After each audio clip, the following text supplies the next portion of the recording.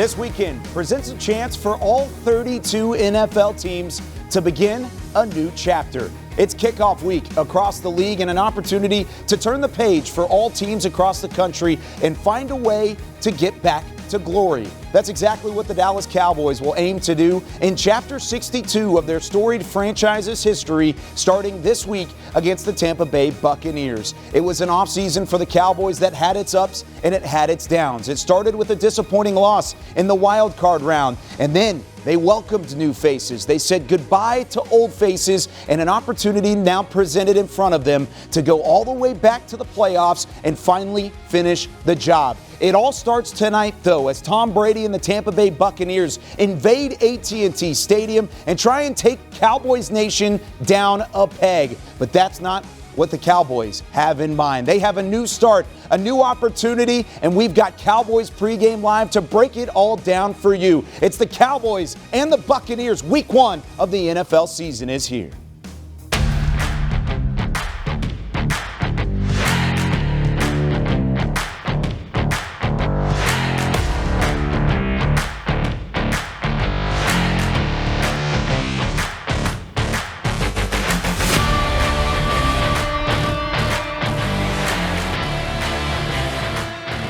It does not get much bigger than Sunday Night Football on kickoff week around the NFL. Under the lights of AT&T Stadium, Tom Brady and the Tampa Bay Buccaneers attempt to invade Cowboys Nation as we welcome you to Cowboys Pregame Live, presented by WinStar World Casino and the Resorts from the Globe Live Studios at the Star in Frisco. And if you're here for the first time, welcome. Welcome to the Ford Center, welcome to Cowboys Pregame Live. We do it big here with 3 former Cowboys, Barry Church, Isaiah Stanback, Nate Newton. I'm Kyle Yeomans. Glad you're with us. We'll be here for the next hour, leading you up to kickoff between the Buccaneers and the Dallas Cowboys. And gentlemen, there are storylines abundant for this matchup. Week 1, a rematch of last year's season opener that the Cowboys fell in. 31-29 was the final score. But Barry, as we take a look at this 2022 Cowboys team, why is this the perfect opener? I'm going to tell you why it's the perfect opener. Because for the first time in a very long time,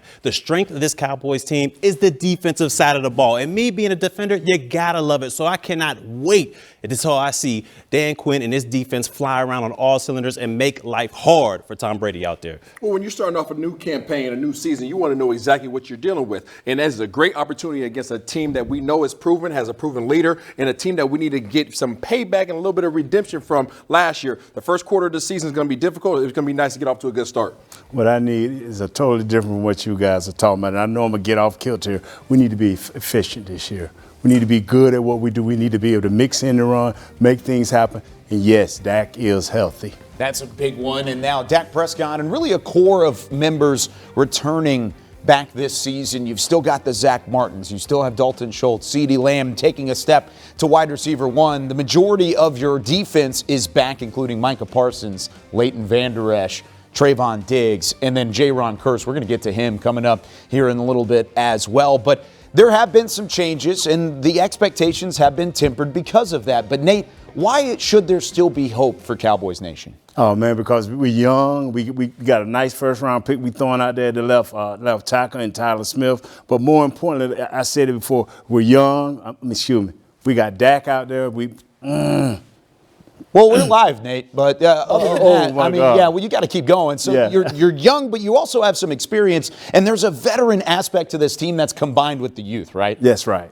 That's basically the way that I would absolutely. outline what you're saying. No, you're good. I mean, and one of the things that these guys need to be excited about is that the Dallas Cowboys have always been strong offensively. That's one of the things that Nate was talking about. And offensively, there shouldn't be too many question marks aside from the front line there. But one of the things that you're looking for now is the strength of the defense. Barry already alluded to it. You have an opportunity to be a number 1 defense and a number 1 offense. That combination together can be scary. Yeah, and with all these changes, like you said, on the offensive side of the ball, defensive side of the ball, I'm excited to see what this defensive line can bring. All right, we talked about it last year. year. This defense, we know the Achilles heel. It was the ground game, ranked 20th in the league, giving up 115 yards per game. But they got some new pieces along there. I'm looking to see what Odigizua can bring, Neville Gallimore, Big Bohanna. What can they do to stop that run to get this defense as a whole and maybe even a top 5 defense in the National Football League? Well, kind of along those lines, I mean, position groups are going to have to step up because of some of the youth and, of course, with some of the exits on this Cowboys roster. But what position group do you look at and say this squad, this unit has to step up more than the others? I'm going to go right back to that defensive line because like I mentioned earlier, that was the Achilles heel to this defense. They were giving up way too much on the ground. And when you give teams the opportunity to both run the ball and pass the ball, it's hard to be an efficient defense out there. But with all the new pieces we got in there, all the great rotational pieces we have, I see a lot of fresh legs going out there, and I see these guys getting after the quarterback and stifling the run. Well, I'm going to go ahead and go out to my old position, wide receiver. Okay. And there's a lot of question marks regarding that. Now, obviously, Amari Cooper is gone. You're your fearless leader. He is gone. He's moved on. He's over in Cleveland somewhere. So now you have a guy by the name of CeeDee Lamb. And we know what he's capable of doing, but we don't know what he's capable of doing as the leader of this unit. Is he a true number one, or is he just playing number one on the roster? You know what? I fumbled earlier, but I'm back. I'm going after the bar. Linebacker. What will he bring to the linebacker core? What will he be able to show to young Parsons? What will he be able to give Leighton Vander Esch? His wisdom, his strength, and his ability to make plays and play multiple positions are going to help us recover in the linebacker position. You know, it's really funny. Isaiah was like, I'm going to go back to my old position. I didn't really know where he was going because he played like 7 different positions in the NFL. He's not like Barry, who's just always behind the backs of the safeties. Without a doubt. We do get a chance here in a little bit. We'll talk about it with Nate when we bring up the inactive list. But Jaron Kearse is back. He is going to play. So keep that in mind. That's a big sigh of relief for Cowboys fans out there. Maybe easing some of the nerves for Mike McCarthy and that entire defense. Really, Dan Quinn even getting a guy back out there who had 92 tackles a year ago. But let's hear from Mike McCarthy and the fact that nerves can be a good thing. Hopefully they're a little bit eased with Kearse being back on the gridiron. No, I'll tell you what, I like being nervous because to me, I think you learn through time. There's a lot that comes out of that energy. I think when people are nervous, and I don't look at nervous as being that's why I'm saying it the way I'm saying it. I don't think it's a negative. I think all energy. Jerry thinks all news is good news. I think all energy is good energy. So that's we kind of meet halfway there, but that's another topic. But. No, I just think all energy. You see, TC just put that in my head before I walked in there. But I think all energy is something you can benefit from. I really do. So I think you learn that through time because at the end of the day, sports, the competitive arena, it's all about the energy. It's all about the emotion, and you got to be able to not just deal with it. You got to be able to run through it in every situation. So I think it's very healthy. When guys, because we're all built differently, there's different things that will set me off or nab at me because I am older and I have seen more that then may affect a younger guy. So I think you have to be in tune with that, and I think it's all part of your experience. There's always going to be those first week jitters. I mean, Barry, Isaiah, you both played in the league. You're going to have some jitters along the way, but it means you care, right? Oh, without a doubt. Without a doubt. I mean, you're going to have those first game jitters, butterflies flying all over the place. But as soon as you get that first hit, as soon as you get that first smack, it's on and ready to go. Barry was on the one laying. Doing all right. You're right. No, I was the same way. I mean, this is kickoff to the season. You want to get things all going in the right direction. So you have to make sure that you're calm, composed, but still excited and ready to go out there and make some plays. I'm excited to go back out to AT&T Stadium where we have the 5th member of our crew out there on the ground, boots on the ground again as we get ready for the Tampa Bay Buccaneers and the Dallas Cowboys as we welcome in Nick Eatman from down on the sidelines. Nick, it looks like the rally towels are loaded. They're ready to go. What does the atmosphere feel like out there in Arlington? Well, Kyle, you know what I think about these rally towels. Anytime you see these white towels throwing around, it's usually tough for the road team. We'll see what happens here, but going back to the last 20 years, every time I see that, I think it's bad news. I don't know what the record is, but as far as atmosphere goes, I mean, it's exactly what you guys can imagine. It's been a fun day of football leading up to this. You see some surprises, a lot of cool stuff. But, this is the game. This is the big one. Tom Brady coming in here, taking on the Cowboys and trying to avenge last year's loss. So everything you would expect from a big atmosphere is what we're feeling right now. That's really huge, and you tweeted about it a couple minutes ago that Jayron Kearse is expected to be back in the fold. With a neck injury that popped up, he did not practice on Friday. It was worrisome for Cowboys Nation, but why is that so big to have him back in the fold?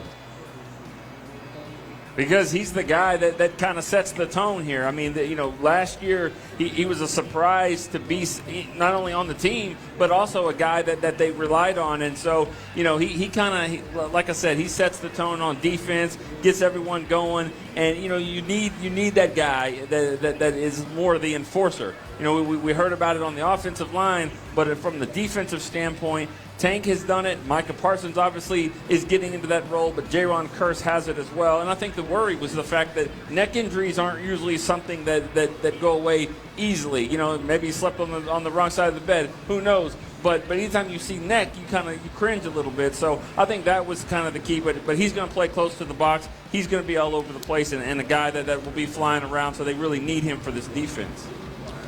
Nick, man, you're looking great as always. But let's dive straight into it. On the defensive side of the football, we know DQ loves to use Micah Parsons as that chess piece, that X factor out there, moving all the way around. When he moves down to that defensive line and gets after the quarterback, who can we expect to slide into that second-level linebacker position? Is it Jabril Cox, maybe even Anthony Barr? Who do we expect to slide into that second-level linebacker? Well, and you also got Leighton Vander Esch in there as well. I think that there's going to be a unique role for Anthony Barr. You hear a lot the term we hear all the time here lately is these unscouted looks, that teams haven't really got a chance to prepare for certain things. And obviously they can't prepare for what a linebacking core looks like with Micah Parsons and Leighton and Anthony Barr. So that's something that'll be interesting to see. Now, the quarterback over there, he's seen everything like 100 times. Each year, I mean? He's seen everything. So, yeah, that might rattle him for a half a second. But still, it'll be interesting to see what Dan Quinn does with these rushers who also can move back to linebackers. There's going to be times where Micah plays linebacker and Barr rushes or Leighton rushes. So that's going to be exciting to see. Mr. Nick, what's going on with you, man? Good to see you as always. Last year, the season kicked off with a lot of question marks regarding Dak and his health. Now this year kicks off with the question marks in terms of him not having his left tackle and him not having last year's #1 receiver. What is his mind state going into this season? He's going to have to carry it. I mean, he has to carry the team. That's what happens when you take that pen and you sign that contract and see all those zeros. That's what you expect, and I think he's ready for that. He's been ready for this moment. He took over this team when he was a rookie and wasn't ready for it, and then it showed that he was. So my point is that this is his moment. This is his team. He can't worry about who's there at the left tackle spot and his receivers. I really believe, you can say, well, I have confidence, next man up and all that.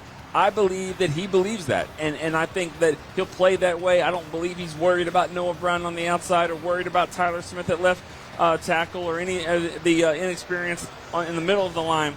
I think he's ready to go. He'll play that way, and so it'll be fun to see, but I really don't think that he's concerned one bit about any of that.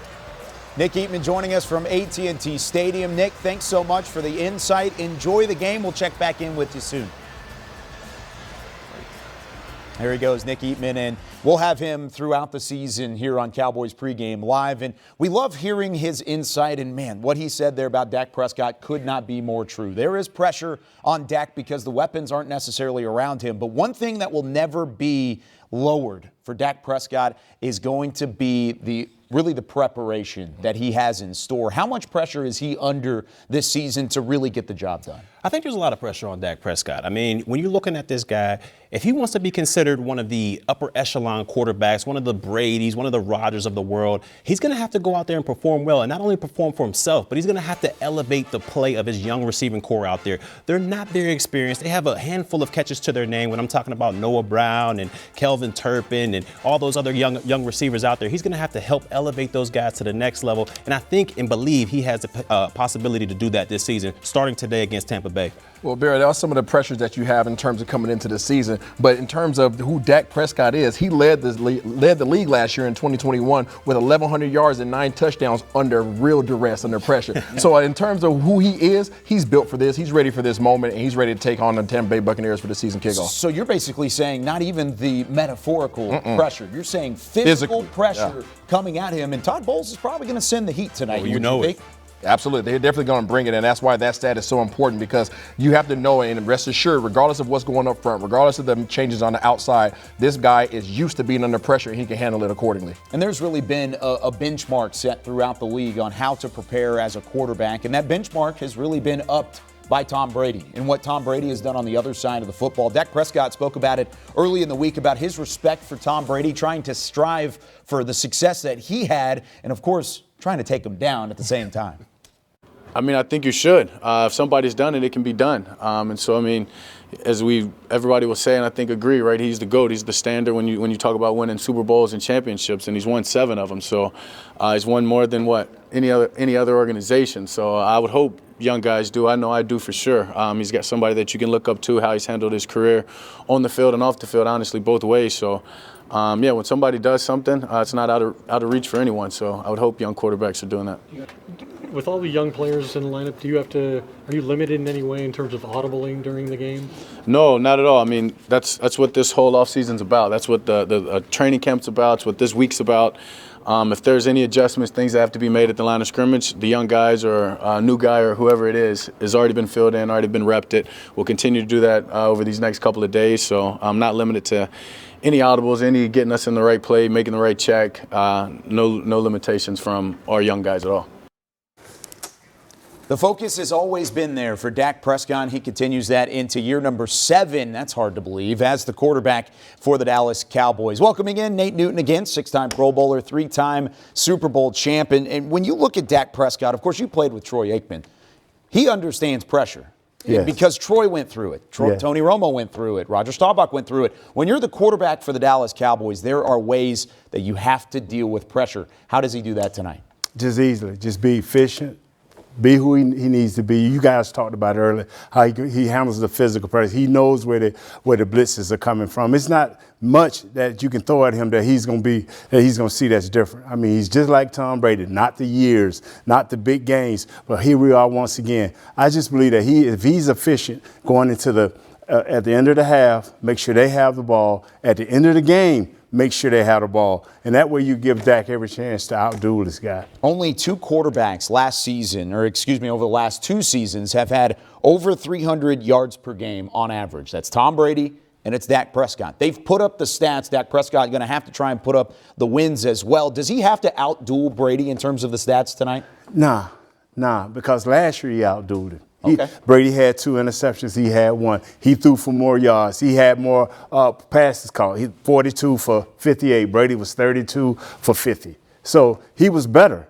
But what he has to do is be efficient, and when he get the ball, have less mistakes than Tom. That's where Tom gets everybody coming down the stretch, is he won't make that mistake with 2 minutes left, with a minute left in the game.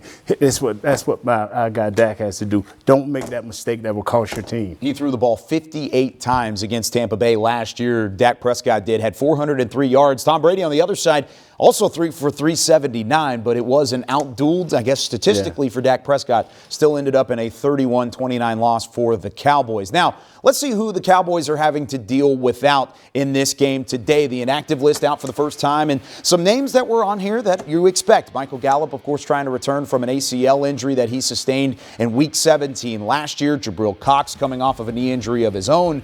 But the most surprising one here is Jalen Tolbert. Tolbert inactive for his NFL debut, drafted in the 3rd round. He was the 88th overall pick out of South Alabama. You expect a top 100 pick to be active, especially when wide receivers been so thin throughout the offseason. Definitely, but the other guys have probably shown more. I mean, they've done what they needed to do, and yes, he's a third-round pick, but, you know, you got to go with who's comfortable, who's connecting with Dak a little bit better. The Turpins of the world, they're connecting a little bit better, so they went with this guy and put him on the inactive. And we talked about this with Nick a little bit earlier, but Jaron Kearse is active. He had a neck injury, did not practice on Friday, but big to have him on the backside of that defense. How tough is it for an offense to scheme against a guy like Kearse that can come down and bring some versatility? He plays the box well. He plays the big receivers, the big tight ends are the big receivers. He can get backside of the backfield. He's doing what he needs to do. And I think he has that green dot on his helmet, so he's calling the plays on defense, so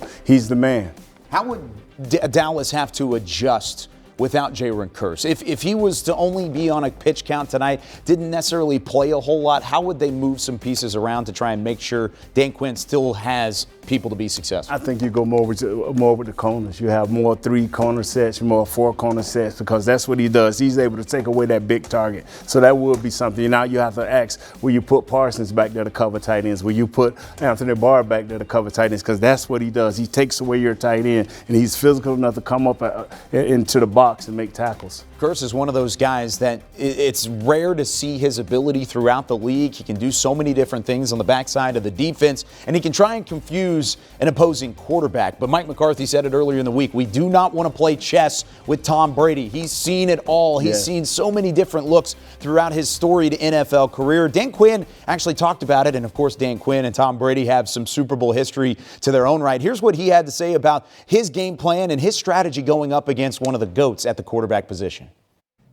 You know, one of the guys, you know, a fantastic competitor and just, you know, always seems to, you know, put his team in the position to win at the end. I think going against a competitor like that, you better be at your best at, you know, in the moments of the game where it's going to come right down to it, because that's usually the separator. It's not the first down play, you know, or the second down play. It's the, you know, the within a 2-minute drive, it's in a red zone play to make sure that the intensity is just right and how to match up, because you're right, a quarterback of his stature will have seen so many looks, but that's why, you know, all 11 and the plays and how do you go and play and match up, to me, that's where the real factors are. And against any good competitor, you can't beat yourself. And I think that's, you know, I went back to watch last year's game. You wish you had some calls back. We weren't quite ready to make some multiple checks within a call, and now we are. But we grew, you know, through the season, but they won't be facing, you know, the same defense that they faced last year, although there'll be some similar faces. I would say our style has evolved quite a bit. It has not been fun for the Dallas Cowboys against Tom Brady in their brief history. Just 6 games, and Tom Brady's won hundreds of games throughout his career, but 14 touchdowns, just 4 interceptions. Oh, and most importantly, 6-0. The record for Tom Brady, his only win with the Tampa Bay Buccaneers coming in the opening week of 2021. Cowboys trying to give him his first loss against America's team here in 2022. Back here with Barry Church and Isaiah Stanback. So Tom Brady, Isaiah, you know him pretty well because you played with him in New England. You've seen the preparation, what he brings to the table. What would a win against him mean for this Dallas Cowboys team if they were to secure that first victory tonight? It would mean that the Dallas Cowboys start the season 1-0. That is about all that it means. These guys, Tom Brady, historically, obviously has been good against the Dallas Cowboys, but that has nothing to do with this year's roster. They have a new challenge ahead of them. This is a 2022 season. They need to get off to a good start. They need to know that they can beat good teams because the first part of the season is very difficult. So get the dub against one of the great legends and then move on to the next games. Barry, help me out. Give me an actual TV answer here. He goes 1-0. What are we talking about? You know, I would love to help you out, but Isaiah, he's 100% right on this one. I mean, look, you start out 1-0. This isn't the playoffs. This isn't, you know, a do or die situation. This isn't a must-win situation. So you start out 1-0. But more importantly, I think it just verifies all the work you've done in the offseason. All the OTAs, training camp, preseason games. It verifies the work that you've been putting in is going to lead towards something. And it'll give you confidence heading into week 2. But first and foremost, you got to get the victory tonight. That's kind of where I want to lead it, though, because if you do get a win against Tom Brady, it tells you about your ball club. It tells you what you've brought to the table, even with the ups and the downs of an offseason, what would you learn if they came out on top saying, okay, we can take this into the back half of that schedule? You can take this into the back half of the schedule. If they come out here and hit on all cylinders, defense flying around the ball, you get that young offensive line working and all cylinders flying around together, I think you can take that into week 2, and it just builds that confidence. It just gets you guys going in the right direction, and hopefully that happens tonight for the Dallas Cowboys. I think it depends on how they go about it. Right? If they get the victory, how did you win the game? Did you win the game by stopping TB12, the guy who gets the ball out the quickest out of any quarterbacker in the league? Do you stop them from by eliminating their run game and shutting down, Fournette when the area of a part of your defense that you've been weak at in recent years, all of a sudden you become strong at? So that's what is going to really be the tell for these guys. How do they win, and where were they strong at versus a great opponent? And you mentioned it here. Tampa Bay is a different looking ball club than they were last year. Yeah. They've lost some pieces. They've moved into a couple other pieces. Micah Parsons is a different player this year than he was at this game last year at the same time. Yes. Played 85% of his snaps back behind the line of scrimmage last year, rather than being up at the line of scrimmage and blitzing. Micah Parsons knows to take down a superhero, you've got to be the kryptonite. He's talked about it all week long. Here's his mindset going up against Tampa Bay for the second time around. Just see his competitive nature. Like he has that fire inside of him, and I mean, he looks to kill you. He wants to step on your throat like you're a roach. And that's what you look for in competitors. I think that's why, if you're a real competitor, you look up to like Tom Brady, you look up to Kobe, that Mamba mentality. You look up to Michael Jordan. I wouldn't ask you to do anything I wouldn't do. You love those type of mentalities. That Mike Tyson, people love Mike Tyson because how fierce he was, and you look up to that because we aspire to be that fierce or be that, that strong. You got to be a real strong-minded person to be you are. And for Tom to do that in New England and do it and in the Bucs, I mean, he inspires me, even though I'm on defense, When you throw the ball, you be like, I'm like Tom. When you throw it like Mahomes, he's in that category. Does Tom Brady have kryptonite? Man, I wouldn't say. I mean, I really haven't seen it since I've been alive. He's been pretty dominant, but at the end of the day, I think just like any superhero, they have challenges, and they got to get through them, whether they lose in that day or they lose a fight. I done seen the Hulk get beat up. I done seen Thor get beat up, seen Captain America get beat up. I mean, every superhero gets beat up. But, one thing they always do, they always get it back up and they find a way to get to their destination. So Tom may have a kryptonite, he may not, but he gets beat up, but he gets back up. And I think a lot of people in this league is superheroes because as long as you can get back up and keep going doing the fight, you're a superhero in many eyes. All right, so Micah said it there. There is a kryptonite potentially for every superhero out there.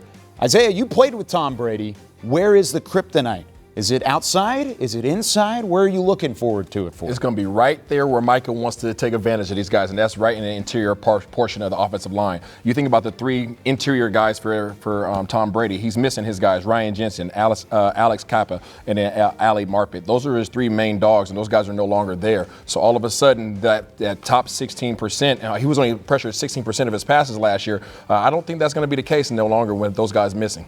Yeah, this defensive line can definitely take advantage of this Tampa Bay offensive line because, like you said, they're missing their most important piece, and that's Ryan Jensen. He's the guy that got this offensive line moving in the right direction. He's the guy that kind of set the protections and make sure TB12 was standing upright. So, to me, without him being there and Dan Quinn's moving pieces, how he has those chess pieces running around on the defensive side of the football, I think they can take advantage of it and make life hard for TB12 out there tonight. And Ali Marpet, I mean, he's even made Pro Bowls throughout his career, and him not being available anymore makes it really tough for that interior. Left guard, center, right guard, all wiped out from this team a year ago, this offensive line a year ago. And even DeMarcus Lawrence talked about it as well. I mean, this Cowboys team comes in as underdogs, but they've got some strengths where Tampa Bay has some weaknesses. They are 2.5-point underdogs at home tonight, but DeMarcus Lawrence says that's not necessarily all that matters whenever this matchup comes around. I saved the keys for, me and my teammates to go out there and, expose. But, it's just really just attacking. Make sure we keep that upfield pressure on them and, moving them off his spot. So. Your thoughts on being an underdog in this game? Is that right? Yes, sir. Okay. Well, let the dogs eat. We'll see. So, that really don't matter to me. you know, underdog, upper dog, it doesn't matter. We still got to go out there and play the game. So feel like my team prepared the right way throughout training camp. Now we locked in on the Bucs. The Sunday night game still mean something to you guys? Just being on there. Bro, we just had a whole off season, really no football. So I mean, for a lot of us, like me, Dak, Zeke, we didn't get to play those preseason games. So we juiced up for this week.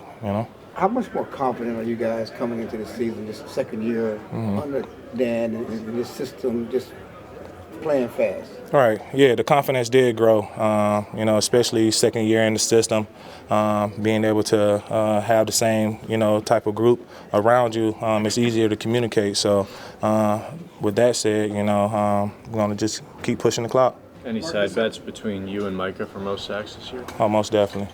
Yeah, you stay tuned for that too.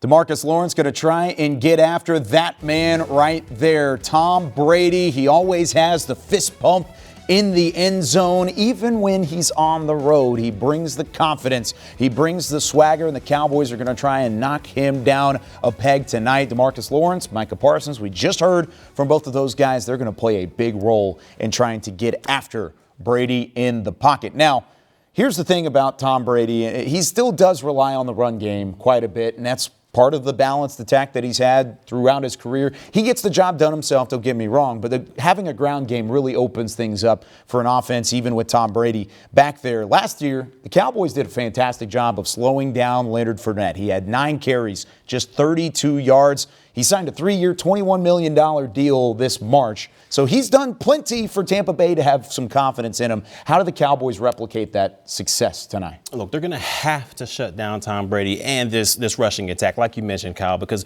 if we go out there and you give Tom Brady a balanced attack, he is almost impossible to beat out there. So this defense is going to have to make them one-dimensional, and I think it starts with the interior defensive line. I'm talking about Odigizua. I'm talking about Neville Gallimore. Not only can they stuff up that run up the gut, but they can also give those offensive linemen heck to try to get to that second level. Let your linebackers run sideline to sideline and shut this run down. They're going to have to, because like I said earlier, if you give Tom Brady a balanced attack, he's impossible to beat. One dimension is the key, Barry, and that's what you have to do. But Quentin Bohanna has had a nice offseason. He's did everything in training camp. I think he may start tonight because you need to have a big load up in the middle. So Quentin Bohanna, Neville Gallimore, these guys here are competing for that one spot. Osi is your 3. Yeah. So, you want him getting up there on the outside of that right guard or that left guard. But these 2 guys, Quentin Bohanna and Neville Gallimore, has to be the pitcher tonight. Is this as deep as the interior of the Cowboys defensive line has been in maybe a decade, maybe 2 decades? Where does it compare against some of those other defensive lines in the past? I hate to be like Isaiah. It was training camp, and they looked great. They went against the Chargers. They went against Denver. And doing the practices, they looked great. They stopped the run. But this is live bullets, and we'll need to see that again tonight. These 2 guys are on the come up, though. It feels like there's a common theme starting to unfold here on our first pregame live. Prove it. That's what it feels like, right? Yeah, everything looks great on paper. Everybody looks great in shorts when you're out there in OTAs and training camp. But when it comes down to getting on the field and producing, you got to prove it. And that's why you love playing on Sundays. This is prime time. This is your opportunity to prove that you belong. I can't wait to see it, Kyle. Yeah, and the backfield for Dallas didn't necessarily prove it last year in this matchup either. I mean, Zeke was held for 11 carries, 33 yards. Tony Pollard had 3 carries for 14 yards. And, of course, Dallas threw the ball 58 times. But in totality, throughout the season, Ezekiel Elliott back over 1,000 yards. Tony Pollard had his best career year, at least in terms of his stats. Oh, and by the way, he was 5th in the NFL with 5.5 yards per carry. They'll see a big-bodied Tampa Bay front tonight. But how does this ground game get going again, especially with Dallas missing some pieces from this game last year on their offensive line? For me, all the reports I've seen all this week, and even Jerry Jones on his radio show, all signs indicate that the ground game still goes through Ezekiel Elliott. Now, that doesn't mean we won't see Tony Pollard out there in some form or fashion, some type of role with this offensively. But to me, it all starts and stops with Zeke. You have to feed that man. Get this balanced attack going. Do not rely solely on Dak Prescott's arm to win this game. Have a balanced attack, and I think this offense can be extremely productive. And the way you do that is with misdirection. You block down, and you bring a guard around. You hit quick. You let Big Vita Vea come up field, and you wham him with your tight ends. So it's got to be quick and it's got to be downhill. You got to be creative in your run game, and I think these guys can do that. Coach, you said it. The owner said it. The coaches believe it, and they got to do it now. Would you like to see more Tony Pollard involved? Would you like to see more of that gap closed between the usage between him and Zeke? If the down and distance require that, yes. If you're trying to get outside and get a speed game going, yes. But if you need to soften them up and beat them up, no, I need Zeke. What about you, Barry? I'm going Zeke all day. I mean, look, as a defender, I used to hate hitting those big bully guys that love to run into contact. I used to love the little fast finesse guys like a Tony Pollard. But when you got a guy like Zeke that can bring that thunder down in and down out, it wears the defense down. So I'm going with 21 all day. Which one, Nate, if you were an offensive lineman, which one would you rather block for? Oh, I'm blocking with Zeke. Really? I'm blocking with Zeke because I know that if I kind of miss a block, Zeke going to go and get that ump. You always need a guy that's going to fall positive. And Zeke is always going to fall positive. He was hurt last year. We don't have a fresh Zeke. So we do take advantage of that, especially if I'm a young guy and I'm going against like William Golston and those guys that were heavy hitters. I need a guy that's going to give him some ump. But by the end of the game, I'll be rolling him over. And Zeke knows what exactly is waiting for him on the other side of that offensive line as well, because Tampa Bay is bringing a big-time front. Here's what he had to say about the matchup. They're definitely one of the best defenses in the league at stopping the run, and a lot of it is the schematics and their philosophy. And there's going to be a lot of tight boxes. They're a team that will rather you throw it than let you run it. So it's going to be important for us just to be physical, and come off to a good start. Mike described you and Tony Pollard as being a tandem, both backs that don't have to come off the field. How would you describe how that relationship has evolved and how you guys see yourselves working into the game plan this season? I think ever since Tony's gotten here, we've been pretty close, and it's been a really good relationship. We've been, two guys that feed off each other, and we're each other's biggest hype man, and we're gonna make sure that that we're gonna make each other better every day. And so, I think it's great that this year we've even opened up the offense and have more packages with me and Tony on the field, and I think that'll be good for us. So Zeke, even with some extra confidence for his offensive line, they do have Tyler Smith, Connor McGovern, Tyler Biotish, Zach Martin, Terrence Steele. That's your left to right, your offensive line. Oh, and here's the guys they're going up against. Vita Vea, Shaq Barrett, both had fantastic seasons a year ago for the Buccaneers front. They're going to come after you. How does this offensive line bring some success? Well, I'm going to be quick because I got the O-line expert right here, Nate Newton. But in my opinion, you got to lean on your ground game. You got to let this offensive line be the aggressors out there. Let them impose their will on this defensive line out there. Not only will that help set up a balanced attack, but it'll get their confidence going forward as the game progresses. Let your offensive line be the big man-eaters and eat that defensive line up. Understand this. You only need the run game to continue to make downs on third and short. You got to stay even with the chains. If you 3rd and 4 or less, now our quarterback can become a part of the running game. Now our running backs can run up in there and fall forward and get those extra yards. You only need it to keep the chains moving, and that's how we'll defeat this team. You just keep the chains rolling. Last year, Cowboys' most penalized team in the NFL. The offensive line was a big part of that. Are you worried about the flags being thrown up front for guys like this that are a little inexperienced? Yes, I am. I mean, if our crowd gets noisy at the wrong time and everybody gets a little jittery, yes, that does bother me. But if we can get some type of run game going early and get these guys in some type of rhythm, it'll calm them down. You don't want the success to come with their defense first and our offense is on their heels. You want us to be able to roll at them. And if we roll at them, then we can control everything. What does the emotions of an NFL debut feel like? Could you compare it to anything, Barry, Nate, either one of you guys? When you had your NFL debut,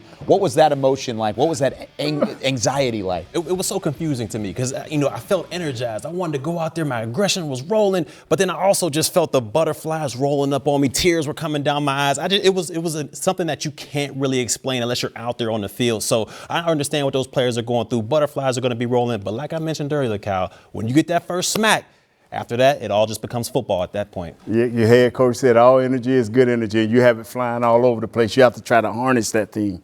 And once you harness and get that first hit in, my first game, once I got that first hit in, I knew I belonged in the NFL. So the direction I'm going with this is based off of what you were saying a moment ago about keeping your footing and building a rhythm and a confidence level up front. It's not just for everybody up front. It's for the rookie at left tackle, and that's Yes. Tyler Smith, who's Yes. making his NFL debut tonight. I mean, there's so many emotions that he's dealing with right now as we take a look at live looks at AT&T Stadium. He's out there warming up for the first time before his NFL debut, but at least earlier in the week, he sounded cool, calm, and collected.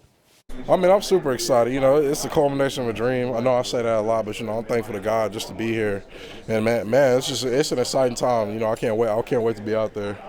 How's that switch been going? Do you feel comfortable? I mean, yeah, I feel comfortable. You know, left tackle was my position in college. It was the only one I ever really played, you know, in my offensive line career. So it's been good. What have you seen in your film study at Tampa Bay and what you see on the other side of the ball? I mean, they got a talented defense, obviously. You know, they got a great D-line. You know, Vita Vea, Shaq Barrett, all those guys. You know, they're twitchy and they're good. But, you know, we're good too. We got a great D-line over here and we're getting good work in every day. So we'll be ready come Sunday. So not very easy for Tyler Smith in his professional debut as he goes up against that Tampa Bay front seven. And oh my goodness, they've got some dudes on the other side of the football. But Tyron Smith, the left tackle initially for the Dallas Cowboys, out up until December is what it looks like, with an avulsion on his knee, a fracture on his knee. May be back later in the season, but for now, it's Tyler Smith moving out to left tackle where he played at Tulsa. He took most of his snaps, if not all of his snaps, in the offseason at guard, so he may need some help out there. Good thing we've got Nate Newton, 3-time Super Bowl champ, 6-time Pro Bowler, to tell us how can Kellen Moore in this offense kind of scheme some things up to help out the rookie. And I'm going to try to keep it very simple for you viewers out there, man. I'm going to use these great guys up here to show you just 3 or 4 ways to get this done. The first one is we're going to do it with rhythm snap count. And what I mean by that is you're going to use a hard to a hut, and we're going to let my man Isaiah explain how to quarterback. Yeah. So one of the ways you can help him out is going to be hut. And what you're trying to do is just get the lineman jumping a little bit, get them on their fingertips just enough so that the lineman can reach out and touch them and get a free 5 yards. Thank you. The second way we're going to do it is we're going to do it with the tight end. And we're going to set up in here right now. We got Barry Church here as Shaq Barrett, or either you want to say William Golston, or either Akeem Hicks, or either one you want to do. Well, first thing it's called a hang with me. He'll be in a 3-4 defense kind of, sometime he'll be head up, sometime he'll be shading, and right now he's William Golston and Shaq Barrett will be out here, but right now we're worried about this. Right here, we'll hang with me because we're going to take Shaq Barrett up out of there as an outside linebacker. So, and who are you? I'm Tyler Smith. Okay. Ain't giving up nothing. We ain't giving up nothing because y'all gonna give me some help. You know what I'm saying? And then who am I? And you are my left guard who I was battling, and you beat me out, and that's Conor McGovern. It happens. And I'm young Dalton. All right. Here we so go. on set hut, we're gonna do a hang with me. And what it allows me to do is square up with this young man and be able to fight him from the start. Sometimes I'll even quick set him. Go on set hut. Set hut. Boom. We're gonna stop him. And I'm going to square up, and I'm going to fight him from this point right here. And then you release out into your route. But if I can show that I can handle this guy after you do that right there, you can get into your route sooner. The quicker we stabilize him. The third way is with a running back coming out of the backfield. Mostly he'll come a little bit outside right here. Now, what I do, if I'm anxious, and y'all don't give me, y'all have given me all this help, and I get anxious, and I overset him, and he come inside, my back got to be smart enough to read it. I need a smart back like my man Freaky Z. He's smart. He can read it. And if I don't set him enough and he get outside, boom, and he'll give me a chance to square back up. But if I'm perfect and we've got in rhythm and I set perfect on it, boom, boom, my back just release outside or inside, wherever he needs to go. But the killer, the one-shot thriller from Manila is right here with my boy, Conor McGovern. Getting in there. What I'm going to do is if I can set on him square and get him to commit his hands up, my man going to go a kill shot with shoulder and forearm. You're not going to hit him with your head because that's spearing and you're costing. Good idea. All right. So we're going to set up. Boom, boom, boom, boom. Set. I want him to come and just, yes, sir, shoulder and wipe him out. So he will never, ever come back in here and I can just set him the whole game. But, fellas, understand, this is only be a fraction of the time. Yeah. We can only help him about 35% of the time because we still have to get guys out into routes. We still have to get guys doing their jobs because a lot of times it's going to be where I'm going to have to set out the Shaq and he going to have to come to, so it's going to be one-on-one a lot of the times. So no matter what, I mean, either way, Tyler Smith is going to be on an island at Yes. left tackle. Even 35% of the time, you're going to scheme it up with a tight end, a running back, Yes. somebody to help out, hard counts. That's probably going to be scattered throughout the game. But 35% of the time, you're trying to help your guys. But ultimately, Tyler Smith's got to step up, and that's the expectation from this front office. If you're drafted in the first, second, third round, yes, sir, you're expected to come in and make an immediate impact. Trayvon Diggs did that as well, drafted in the second round in 2020. He came in, and it's safe to say he's had a pretty big impact on that defense moving forward. What does he have to say about the matchup that they've got with the Tampa Bay Buccaneers wide receivers? Yeah, he's a very great wide receiver, one of the best receivers in the league. And, it's an honor, honestly, just to be able to, compete and be able to get that work with him and just go out there and just compete, So, it's exciting. I'm excited for the game. And one of the running things last year was, will the quarterbacks continue to throw at you? And they did. Mm-hmm. Do you think in 2022 they'll find it difficult to even entertain throwing away from you because you see guys like Anthony Brown who can take the ball away, Jordan Lewis as well? I feel like they'll have a tough time throwing the ball anywhere on this defense. My side, Anthony's side, in the middle, anywhere. I feel like everyone can do it. Everyone can do exactly what I did last year. I got complete faith in all the guys.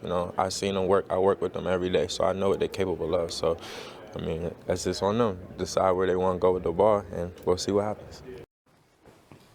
Trayvon Diggs has a brand new receiving core on the other side of the football to deal with this year. As opposed to last year, it really feels like it's completely different, except for Mike Evans right there up at the top, because Chris Godwin looks like he's active, he's ready to go. Russell Gage a little banged up, Godwin banged up, but then you've got Julio Jones here too. I mean, it's different, but still very much so the same. Barry Church, Isaiah Stanback, Nate Newton here. I'm Kyle Yeomans. Glad you're with us here on Cowboys Pregame Live. And with this wide receiving core, it really doesn't matter who Tom Brady's throwing the football to. It's Tom Brady throwing the football. What kind of challenges do they present this secondary? They present a lot of challenges because, like you said, there's a lot of different type of receivers out there. Russell Gage is more that quick slot guy. Then you got a guy like Julio Jones and Mike Evans who are both deep threats on the outside. Now, I'm not necessarily worried about Diggs on the outside, but that matchup between Anthony Brown and whichever one of those tall receivers out there could be a little nightmarish for me. So to me, that's the matchup to key on and look at. But overall, this secondary and this defense, they should be able to handle this Tampa Bay passing attack.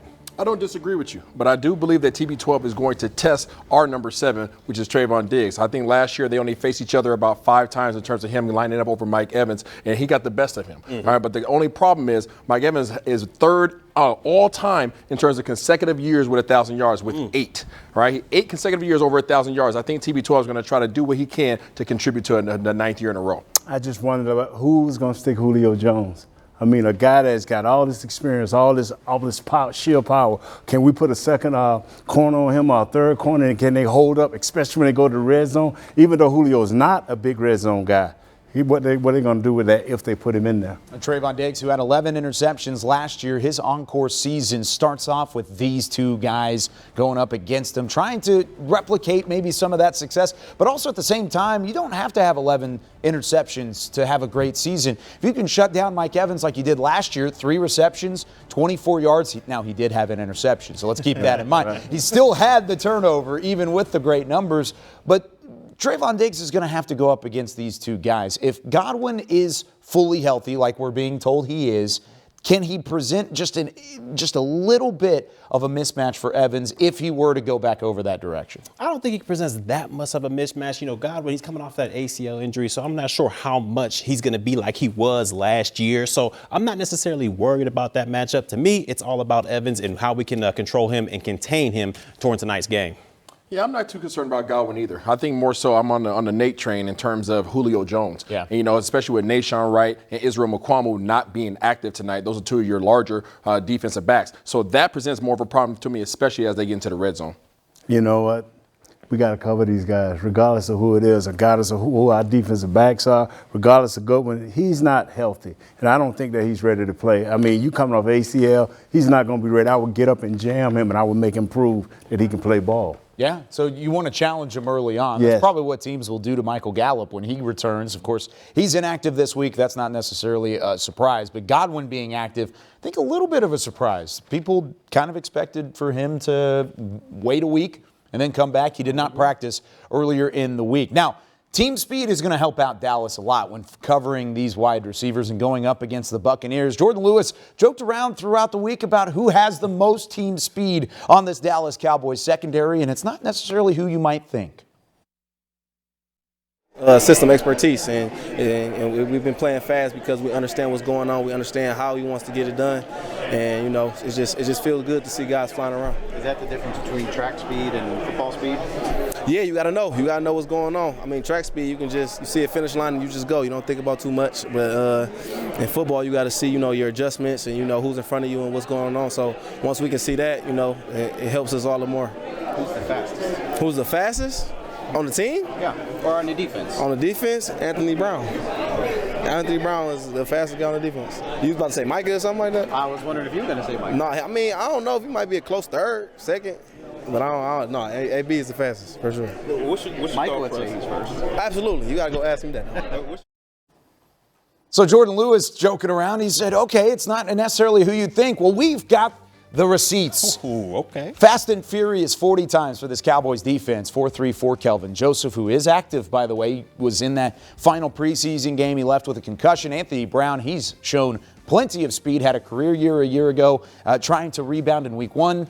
Not necessarily his greatest game last year against Tampa Bay, but he did rebound after that. He's going to try for some revenge today. And then looky there, the third one on the list, Micah Parsons. When you've got a guy at the second level that can run like that, it's going to provide some problems for that defense. Without a doubt. And I'm going to tell you something right now. They better use all that speed to get after Tom Brady. I don't care how fast you are in the secondary. If that guy in the back end, Tom Brady, has all the time in the world, he's going to dissect your secondary. So use that speed to get after him. Yeah, I'm on your side. I'd much rather see these guys utilizing their speed to come downhill instead of running behind somebody. I don't want to see their speed running behind a receiver. I want to see them coming down at TB12. I've seen Trayvon Diggs go get balls out of there. But I tell you who plays the fastest. That's Micah Parsons. When you can turn 4-3 into 4-0, that's what Micah Parsons does. So I'm with you. Come downhill and get on TB. And we were talking about NFL debuts a little bit ago, but Sam Williams also on that list. He was the final one there. He's got some speed, too, coming off the edge. If you can use Micah Parsons like that, why not use Sam Williams like that, Barry? This is true. When you got two guys on the edge that can create havoc like that, and they got the speed to get around these offensive tackles, you got to use them to your advantage. I know Dan Quinn is the mad genius, so he's going to be able to get the most out of both of his players out there.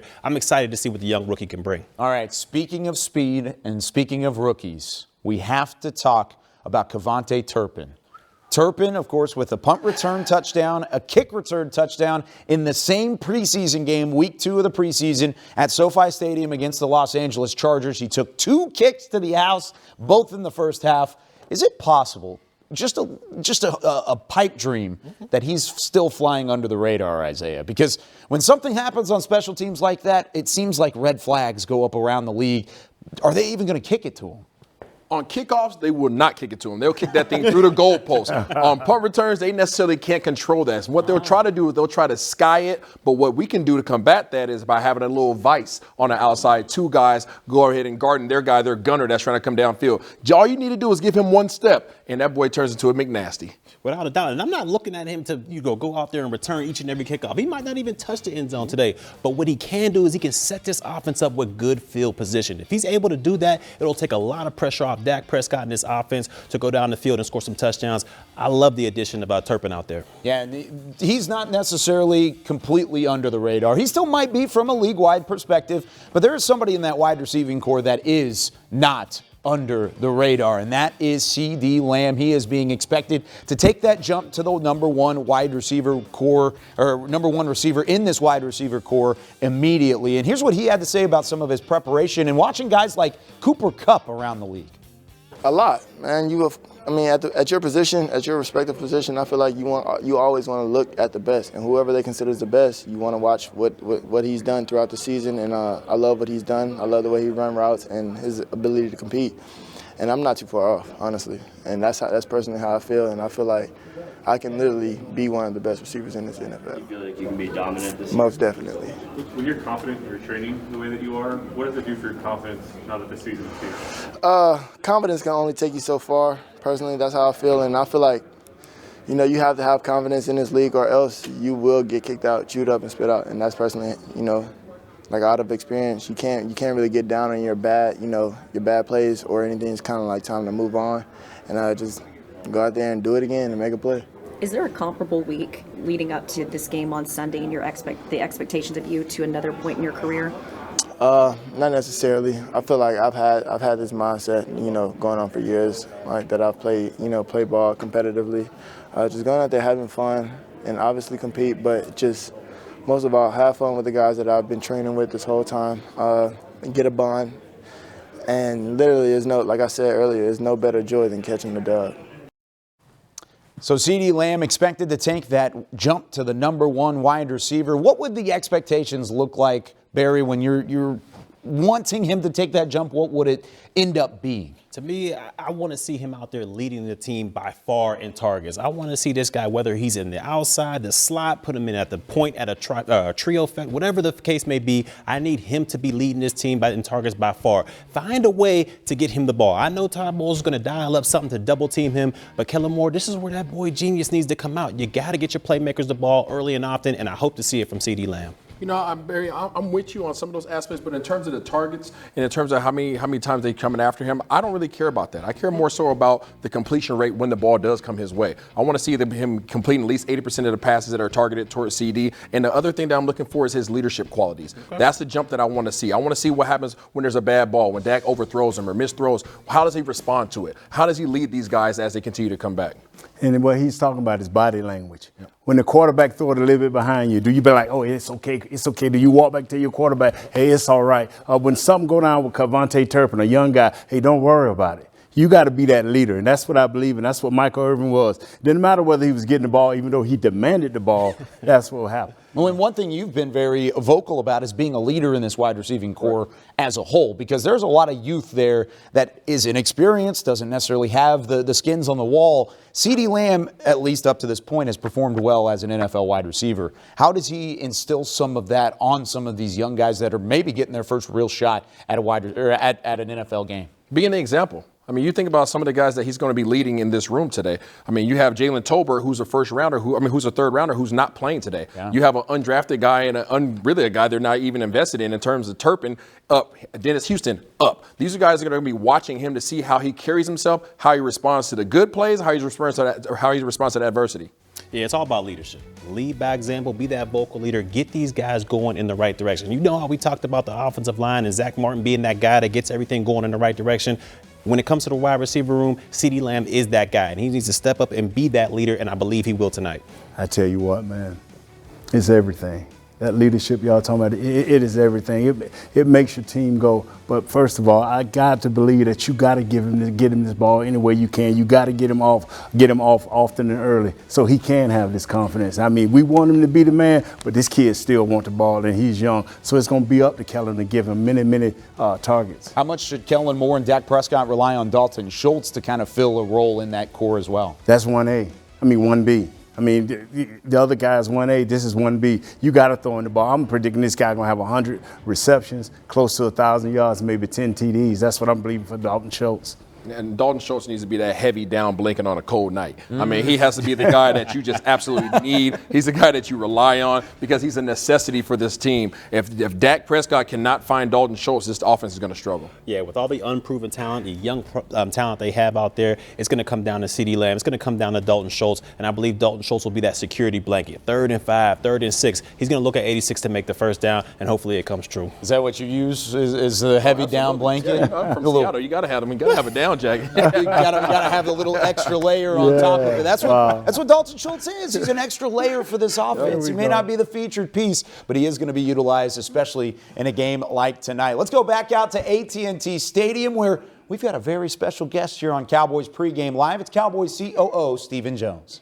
All right, thanks, guys. I'm joined, as always, by Stephen Jones, Cowboys Chief Operating Officer, and he just said, I'm pumped, ready to go. I know you are. Week 1 against Tom Brady and the Bucs. Just tell us a little bit more about what you're feeling.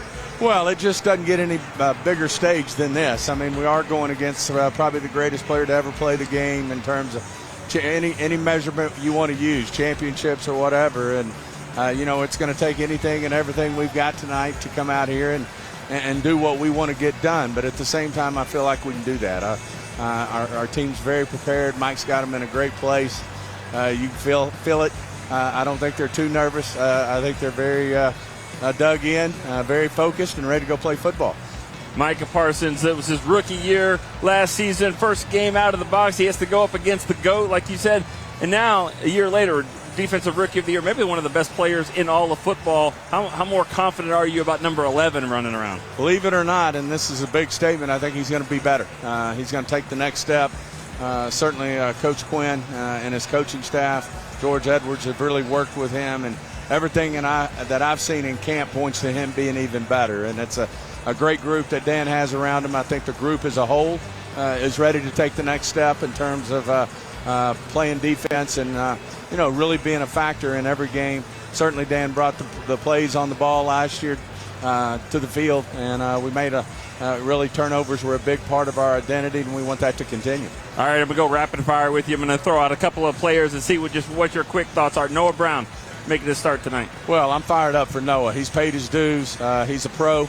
I think he's going to go out there and do a great job. I know Dak has great confidence in him, and I think he'll do his job. Tyler Smith. Fired up about Tyler. I know, he's a rookie playing that left tackle spot, but I know the coach has got a great plan for him. I think he'll step up and get the job done as well. All right, last one. I'm not going to go through the whole roster, but one more. Kevontae Turpin. Well, he's electric. He's exciting, and I know Bones has a lot of good situations for him here that hopefully he'll get an opportunity maybe to get one to the house for us. All right, that would be awesome. And I know you want to get that monkey off your back with Tom Brady. You had never beaten him before. He's undefeated against the Cowboys. You think tonight's the night? Well, you don't want to get into projections, but I feel great about our football team. And this is your first game with the Cowboys. Something's a little different this year, right? You're a grandpa now. I'm a grandfather now. I got my little baby Gigi now on the ground, and hopefully she'll bring us some good luck too. All right, sounds good. That's Stephen Jones, Cowboys Chief Operating Officer. We'll throw it back to Kyle and the crew. Thank you very much, Nick and Stephen Jones there at AT&T Stadium. And congratulations to Stephen Jones, a grandfather. How about that? That's some good news to celebrate here prior to kickoff against the Tampa Bay Buccaneers. But, guys, it has come to that time. We were just over 15 minutes away from kickoff, 7:20 on NBC Sunday Night Football. Tom Brady and the hated Tampa Bay Buccaneers going into AT&T Stadium to face the Dallas Cowboys. Keys to the game. Barry Church, I'll start with you. How do the Cowboys come out 1-0? Defensively, you got to be +2 in the takeaway category. Last year, you took the ball away 4 times from these guys. You almost had the victory, almost. But this time, you got to get 2+ in the category. You'll walk away with a victory. Trust me on that. I'm going straight to third down efficiency on both sides of the ball. For offense, we need to be 70+% on the third down. That means that you are running the ball. That means that you're converting on those contested passes. Defensively, you got to get TB12 off the field. That's it. I'm going with offensively. You have to stay up ahead of the chains. You got to stay in manageable downs and distance to give Dak every chance to be who he can be. And the defense just have to dominate. One word, dominate. Do you think they can dominate? They can. If they come up the middle, if Bohannon and Gallimore come up that middle with everything they got, we can dominate. Hey, that defense looks nasty. There's a lot of excitement around that side of the football. Can the offense keep pace with what Tom Brady and company are bringing to the table? We'll have it all for you after the fact. We've got Cowboys Game Night and Cowboys OT, so join us on DallasCowboys.com after this one goes final. Dak Prescott rallying the troops at AT&T Stadium. It's finally here. The regular season is on the docket next. 7:20 kickoff, Cowboys, Buccaneers. Thanks for joining us on Cowboys Pregame Live. For Nate Newton, Barry Church, Isaiah Stanback, and our entire DallasCowboys.com crew, I'm Kyle Yeoman saying enjoy the game, everybody. Cowboys, Bucks, welcome back to the NFL.